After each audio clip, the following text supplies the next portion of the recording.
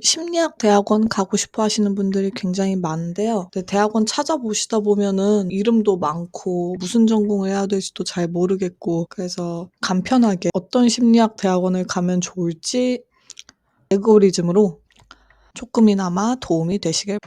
이제 심리학 대학원에 갈 거야. 마음을 먹으신 분들은 왜 심리학 대학원에 가고 싶은지 생각해 보셔야 되는데요. 지원 동기처럼 거창한 게 아니더라도 심리학 대학원에 가고 싶은 이유가 크게 세 가지로 나눠볼 수 있고, 내가 해당하는 게 뭔지에 대해서 생각해 보시길 바래요. 상담하고 싶어서 갈 수도 있고요. 연구와 강의를 하고 싶어서 티칭 쪽으로 가고 싶다, 또는 연구원 쪽으로 가고 싶다, 그래서일 수도 있고요. 아니면은 이걸 다 하고 싶어서일 수도 있습니다. 그 다음에 고려해야 할 사항은 전공자인지, 즉 심리학 전공을 했는지, 아니면 상담이면 상담 쪽 전공을 했는지, 학점이 괜찮은지, 연구 경험이 있는지. 사실 전공자 아니고서는 연구 경험을 가지기가 어렵고요. 전공자여도 본인이 속한 대학이나 대학교에서 연구 경험을 제공하지 않는다면 연구 경험이 없을 수도 있습니다.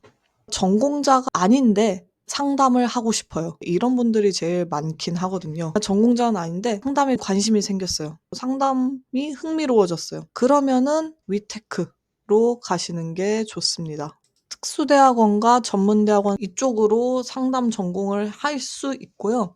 아니면은 각종 공인된 자격증을 딸 수도 있는데, 공인된 자격증이라는 것은 사설협회 자격증이 아닌 것을 이야기합니다. 상담과 임상에서 가장 쳐주는 자격증은 학회 자격증인데, 학회 자격증은 심리학 전공자 그리고 석사가 있을 것을 요구하기 때문에 학회 자격증을 비전공자가 석사만으로 따기는 어렵고요. 공인 자격증 따서 상담을 시작할 수도 있습니다.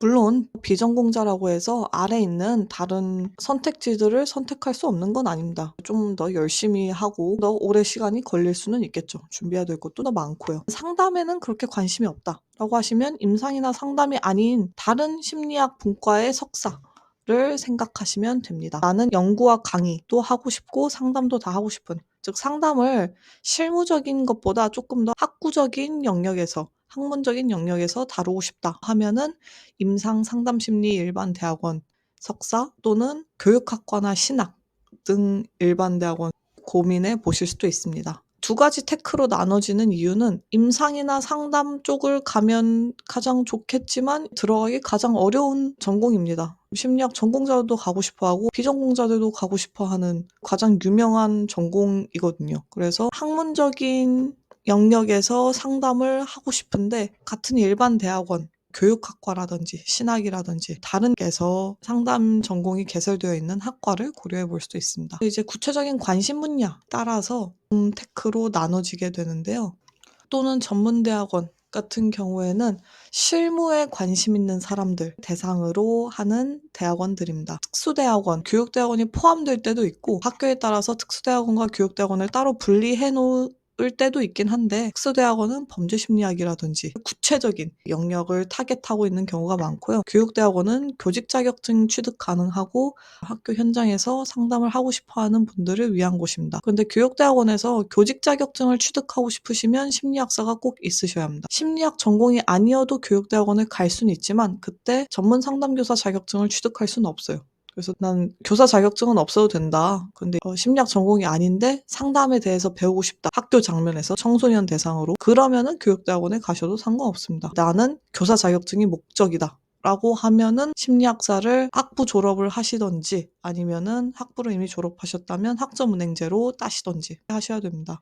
전문대학원은 보통 땡땡 대학원 대학교 이렇게 나와 있는 곳을 전문대학원이라고 얘기하고요. 상담 실무 능력 향상시키는 커리큘럼을 가지고 있습니다. 학회 자격증 아닌 공인된 자격증은 크게 두 가지가 있는데요. 비전공자여도 딸 수 있긴 하지만 실습이라든지 실무 능력이 요구됩니다. 실습은 양성기관들이 있어서 거기 가서 하시면 되는데 실무 능력을 가지기는 굉장히 어렵지 않을까. 그래서 전공자가 따기에 더 유리한 자격증이긴 하지만 비전공자라고 해서 무조건 못 딴다 이런 건 아닙니다. 그래서 자격 요건을 꼼꼼히 살펴보시면 되고요. 보건복지부 산하 소속인 임상시도는 한국청소년 상담복지개발원에서 발급해주는 청소년 상담사 자격증이 있습니다. 학사 졸업인 경우에는 임상심리사 2급, 그리고 청소년 상담사 3급 이렇게 따실 수 있습니다. 상담이나 임상 쪽 분야에 관심이 하지만 아카데믹한 환경에서 연구를 하고 싶다 하시는 분들은 좀 추천드리는 요즘 핫한 분야는 건강심리학 이라든지 인지뇌과학 쪽이라든지 산업조직, 마케팅이라든지 인사와 관련된 이런 분야들입니다. 아카데믹한 환경에서 상담을 하고 싶다면 임상이나 상담심리 일반대학원 석사를 많이들 희망하시는데요. 들어가기 어렵기 때문에 관심 분야를 구체적으로 가지시는 걸 추천드려요. 남들이 덜 할 법한 그런 영역. 예를 들면 좀 뜨고 있는 노인 상담과 관련된 분야라든지 법정 심리학 아니면은 군인, 특정 장애, 덜 연구되는 장애를 하시면은 더 경쟁력이 있겠죠. 아니면은 교육학과 신학 고민해 보실 수도 있고요. 알고리즘을 통해서 내가 얼마나 시간과 노력과 돈을 투자를 할 수 있는지, 그리고 나의 지금 현재 상황은 어떤지, 나는 왜 심리학 대학원에 가고 싶은지 고민하셔서 좋은 결정하시기 바랍니다. 감사합니다.